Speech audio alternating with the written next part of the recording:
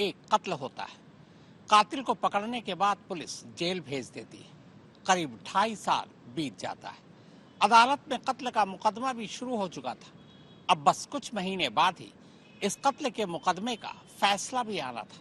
मगर तभी कत्ल के ठीक 2.5 साल बाद ऑस्ट्रेलिया से एक पुलिस अफसर के नाम मोबाइल पर एक मैसेज आता है और इस एक मैसेज के साथ ही कत्ल की साजिश और कातिल की पूरी कहानी ही पलट जाती है।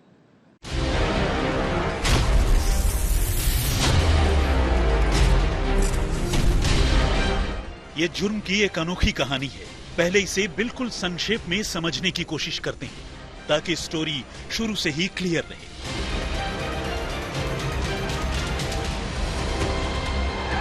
कहानी की शुरुआत होती है एक एक्सीडेंट से। अपने घर के पास बैठे एक शख्स को एक मिनी ट्रक भयानक टक्कर मार देता है और पीड़ित की दोनों टांगें टूट जाती हैं। फिर एक्सीडेंट का शिकार होने वाले शख्स पर एक्सीडेंट का दोषी ड्राइवर केस वापस लेने के लिए दबाव बनाने लगता है। पीड़ित दबाव के आगे झुकने से इनकार कर देता है और तब इस इनकार के बदले एक्सीडेंट के ठीक 71 दिन बाद इस कहानी में एक भयानक मोड़ आता है। खुंदक से भरा दोषी ड्राइवर पीड़ित शख्स के घर में घुसकर उसे बिल्कुल करीब से गोली मार देता है, यानी पीड़ित की हत्या हो जाती है। मगर कातिल ड्राइवर मौके से ही पकड़ा जाता है। ऊपर लिखी ये पूरी कहानी एक ओपन एंड शट केस है, यानी एक ऐसा जुर्म जो सबकी आंखों के सामने हुआ। सबने सब कुछ होता हुआ देखा, गवाही दी और खून से रंगे हाथ के साथ गुनहगार मौके से ही पकड़ा गया। लेकिन वो कहते हैं ना, जो दिखता है हमेशा वही सच नहीं होता। कई बार सच्चाई उससे आगे भी होती है, मगर नजर नहीं आती। ये मामला कुछ ऐसा ही है। अब 2.5 साल बाद इस केस में एक ऐसा ट्विस्ट आया है जिसने इस केस से जुड़े लोगों के साथ साथ खुद उन पुलिस वालों को भी हैरत में डाल दिया है जिन्होंने इस केस की तफ्तीश की, गुनहगार को गिरफ्तार किया और उसे जेल भिजवाया। क्योंकि पुलिस जिसे अब तक इस केस का कातिल समझ रही थी, असल में वो इस कत्ल का सिर्फ एक मोहराबाज था जिसे कत्ल की सुपारी दी गई थी। और ये कत्ल की एक ऐसी साजिश थी जिसे 2 हिस्सों में बांटा गया, प्लान ए और प्लान बी। यानी एक प्लान के फेल होने पर दूसरे प्लान पर शिफ्ट हो जाना, यानी उसे अमल में लाना। लेकिन एक ओपन एंड शट केस के पीछे छिपी इस मिस्ट्री का खुलासा आखिर कैसे? तो जवाब है मौका वारदात यानी हरियाणा के पानीपत से 8,621 किलोमीटर दूर ऑस्ट्रेलिया से आए एक व्हाट्सएप मैसेज की वजह से। लेकिन आखिर क्या था वो प्लान ए और प्लान बी? कौन था असली कातिल? ऑस्ट्रेलिया से मैसेज भेजने वाले की पहचान क्या थी? मैसेज में ऐसा क्या लिखा था? और आखिर इस केस में ऐसा क्या है जिसने लोगों को हैरत में डाल दिया? तो आइए इस कहानी को समझने के लिए करीब 2.5 साल पीछे चलते हैं। इस साजिश की शुरुआत होती है प्लान ए से।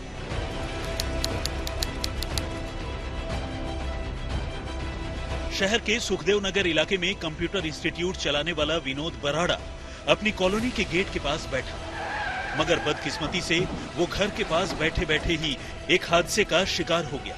एक तेज रफ्तार मिनी ट्रक ने उसे जोरदार टक्कर मार दी। ये टक्कर इतनी भयानक थी कि विनोद की दोनों टांगें टूट गई।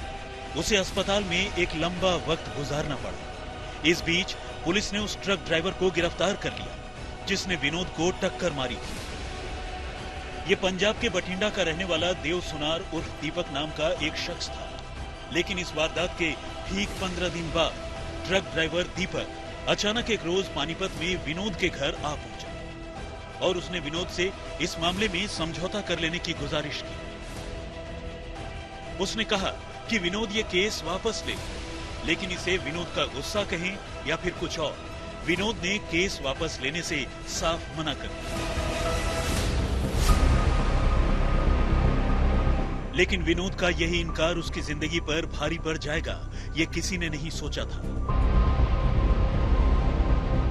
विनोद के समझौते से इनकार करने के ठीक 56 दिन बाद यानी 15 दिसंबर 2021 को एक भयानक वारदात हुई।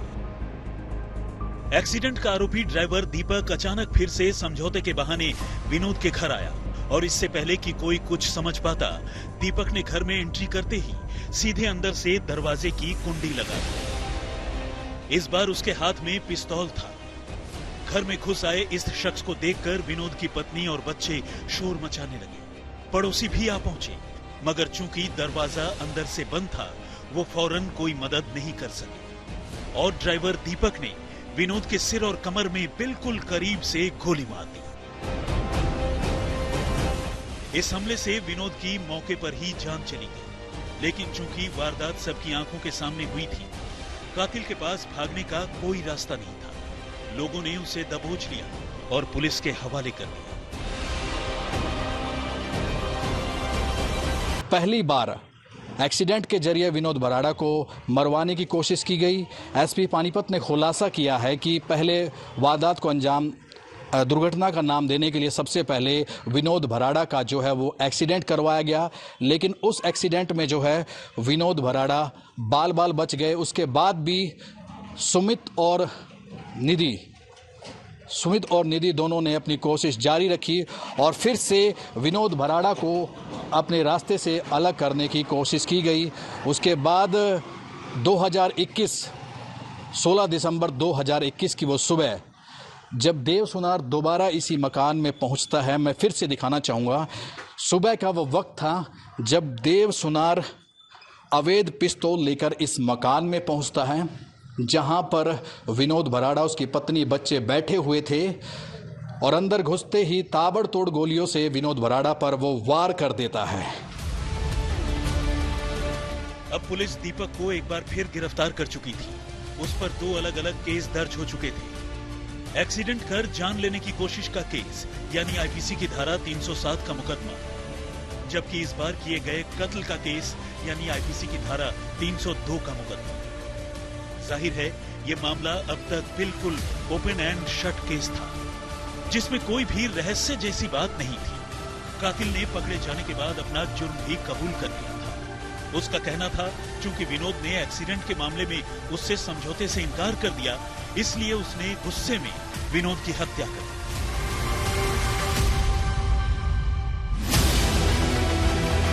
इस बात को अब करीब 2.5 साल गुजर चुके थे। वक्त का दरिया बहता बहता दूर निकल चुका था, लेकिन कुछ इतने ही दिनों के बाद यानी अब से महज कुछ रोज पहले पानीपत के एसपी अजीत सिंह शेखावत के मोबाइल फोन पर ऑस्ट्रेलिया से एक व्हाट्सएप मैसेज आया। मैसेज करने वाले ने विनोद मर्डर केस का जिक्र करते हुए लिखा था कि उस केस का गुनहगार अकेला वो ड्राइवर दीपक नहीं, बल्कि उस केस की साजिश विनोद के कुछ बेहद करीबी लोग यानी घर वालों ने ही रची, जिसकी गहराई से जांच होनी चाहिए। कहते हैं समझदार को इशारा काफी होता है। पुलिस ने इस मामले में नए सिरे से जांच शुरू की।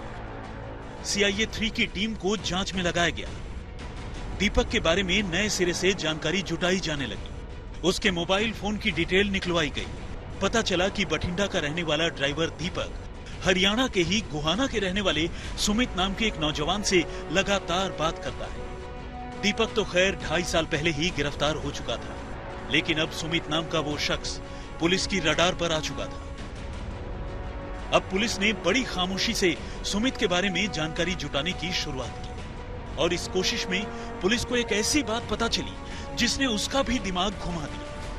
सुमित नाम के इस शख्स की मारे गए कारोबारी विनोद बराड़ा की पत्नी निधि से काफी बातचीत होती थी, न सिर्फ बार बार बल्कि लंबी बातचीत। अब पुलिस ने विनोद के कत्ल के सिलसिले में सुमित को हिरासत में ले लिया, जिसने कत्ल के 2.5 साल बाद न सिर्फ कत्ल में अपना हाथ होने की बात कबूल कर ली, बल्कि ये खुलासा कर हर किसी को चौंका दिया कि ये कत्ल उसने खुद विनोद की पत्नी निधि के कहने पर ही करवाया था। यानी साजिश में विनोद की पत्नी निधि भी शामिल थी। इस पूरे हत्याकांड की जो मास्टरमाइंड थी वो निकली विनोद बराड़ा की पत्नी निधि बराड़ा। ये सुनकर सब हैरान होंगे, क्योंकि 30 वारदात के 30 महीने बाद अचानक एसपी अजीत सिंह शेखावत के पास एक मैसेज पहुंचता है, व्हाट्सएप मैसेज पहुंचता है, और वो मैसेज था मृतक विनोद भराड़ा के भाई प्रमोद का मैसेज। उसके बाद पानीपत पुलिस हरकत में आ जाती है, क्योंकि उस मैसेज में एसपी अजीत सिंह शेखावत को ये बताया जाता है कि इस वारदात में कुछ और लोग शामिल हैं। लेकिन पानीपत एसपी ने जो खुलासे किए वो और भी चौंका देने वाले थे। अब सवाल ये उठता है कि विनोद भराड़ा की पत्नी निधि भराड़ा ने आखिरकार अपने ही पति की हत्या क्यों करवाई। तो उसको लेकर बड़ा खुलासा ये है कि जो निधि भराड़ा थी वो सुमित नाम के एक जिम ट्रेनर से प्यार करती थी।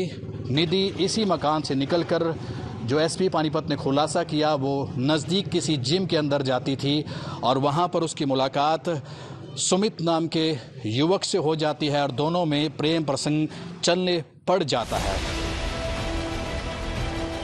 लेकिन आखिर निधि ने सुमित के साथ मिलकर अपने ही पति विनोद का कत्ल क्यों करा दिया, वो भी तब जब पति पत्नी में किसी तरह का कोई विवाद ही नहीं था। सवाल ये भी था कि आखिर सुमित और निधि एक दूसरे को कैसे जानते थे। एक सवाल ये था कि अगर इस कत्ल के पीछे सुमित और निधि ही शामिल थे, तो फिर ट्रक ड्राइवर ने अकेले विनोद का कत्ल करने का दोष अपने सिर पर क्यों ले लिया।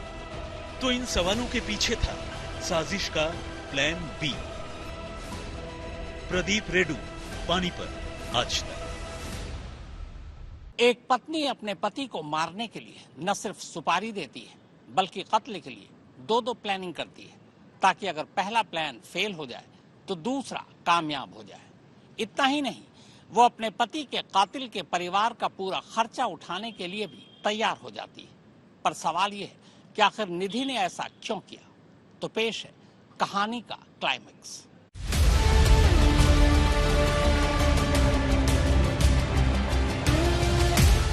ढाई साल बाद ही सही, कत्ल का एक ओपन एंड शट केस अब एक पेचीदा मर्डर मिस्ट्री में तब्दील हो चुका है। और कत्ल का मास्टरमाइंड कोई और नहीं बल्कि खुद मकतूल की बीवी थी। लेकिन सवाल यह था कि कंप्यूटर इंस्टीट्यूट चलाने वाले एक शख्स का कत्ल खुद उसकी बीवी ने ही क्यों करवा दिया, और कैसे वो अब तक शक के दायरे में आने से बची रही। तो इसका जवाब कुछ यूं। विनोद की पत्नी निधि साल 2021 में एक जिम में फिटनेस ट्रेनिंग के लिए जाया करती थी। उसी जिम में गोहाना का रहने वाला सुमित ट्रेनर के तौर पर काम करता था।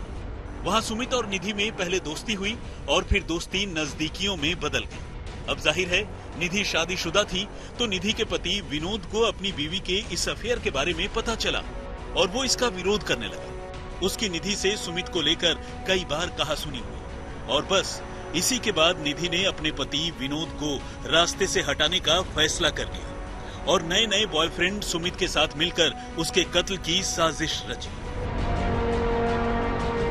सुमित ने अपने किसी जानकार के जरिए ट्रक ड्राइवर दीपक से बात की। तय ये हुआ कि दीपक ट्रक से कुचलकर विनोद की हत्या कर देगा और अगर कहीं ये कोशिश नाकाम हो गई तो फिर प्लान बी पर काम करेगा। प्लान ए के मुताबिक सुमित और निधि ने दीपक को 10 लाख रुपए की सुपारी दी और फिर उनके इशारे पर दीपक ने पहले विनोद को ट्रक से कुचलकर मारने की कोशिश की और जब इस काम में वो नाकाम रहा तो कुछ दिन बाद उसने समझौते के बहाने विनोद के घर पर धावा बोला और आखिरकार गोली मारकर उसकी जान ले ली। यानी प्लान बी कामयाब हो गया और विनोद की हत्या हो गई। निधि ने अपने उसी पति यानी विनोद के रुपयों से ही उसको सुपारी दी जिसका उसने कत्ल करवाया। यहाँ तक कि आगे भी जेल में रहने के दौरान दीपक और उसके परिवार की देखभाल करने का जिम्मा निधि और सुमित ने ही उठा रखा था और किसी को इसकी खबर नहीं थी। वो तो जब ऑस्ट्रेलिया में रहने वाले विनोद के एक भाई को अपनी भाभी की इस करतूत के बारे में खुफिया जानकारी मिली तो उसने चुपचाप इसके बारे में पानीपत पुलिस के एसपी से व्हाट्सएप के जरिए शिकायत की और जब दोबारा नए सिरे से इस केस की तफ्तीश हुई तो असली कहानी सामने आ गई। प्रदीप रेडू, पानीपत, आज तक। तो वारदात में फिलहाल इतना ही, मगर देश और दुनिया की बाकी खबरों के लिए आप देखते रहिए आज तक।